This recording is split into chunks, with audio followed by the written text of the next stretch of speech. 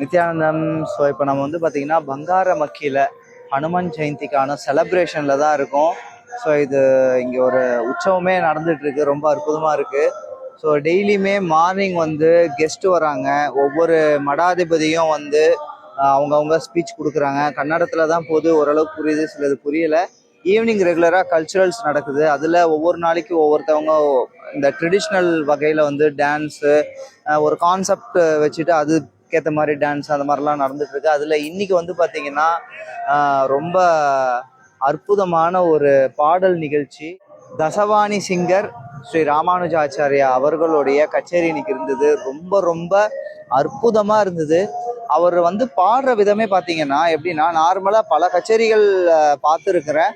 ஆனால் இந்த மாதிரி ஒரு எனர்ஜெட்டிக்கான கச்சேரி நான் இதுவரையும் நான் பார்த்ததே கிடையாது.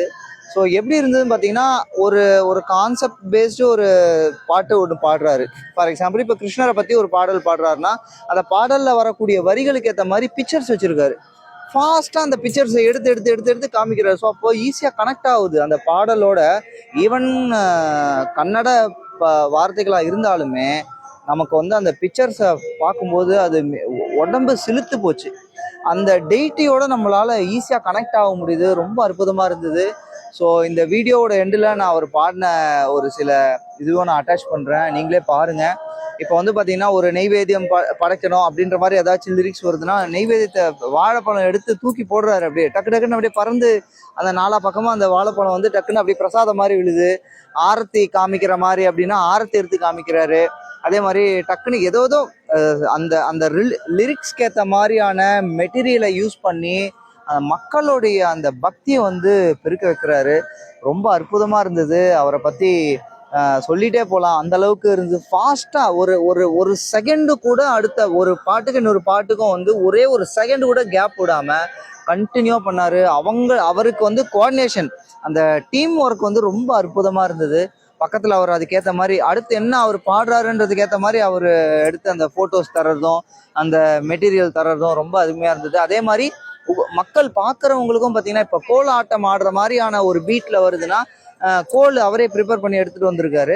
அந்த கோல் எடுத்து கையில் கொடுத்து மக்களை ஆட வைக்கிறாரு. சில சாங்க்கு வந்து பார்த்திங்கன்னா குல்லா மாதிரி கொடுத்துருந்தாரு. அதை போட்டு நாங்கள்லாம் கீர்த்தனில் பார்ட்டிசிபேட் பண்ணோம். ஸோ அந்த மாதிரி வந்து பார்த்திங்கன்னா, அதே மாதிரி ஆஞ்சநேய ஹனுமன் சாங்க்கு வந்து பார்த்திங்கன்னா கொடி, இந்த காவி கொடி இங்கே சைடில் கட்டி வச்சுருக்காங்க பாருங்க, அந்த மாதிரி வந்து பார்த்திங்கன்னா காவி கொடி சின்னதாக கொடுத்து அதை ஆட்ட சொல்லி அது மாதிரி. ஸோ மக்களை வந்து என்கேஜ் பண்ணி வச்சுருந்தாங்க. அந்த 2 ஹவர்ஸுங்க அவர் பாடினது. ஒரு செகண்ட் கூட எழுந்து போகணும் இல்லை வேற ஏதாச்சும் பண்ணணுன்ற அந்த எந்த இதுவுமே ஞாபகம் இல்லை. அந்த அளவுக்கு எங்களுடைய அந்த ஈர்ப்பு தன்மை அவ்வளோ இருந்தது.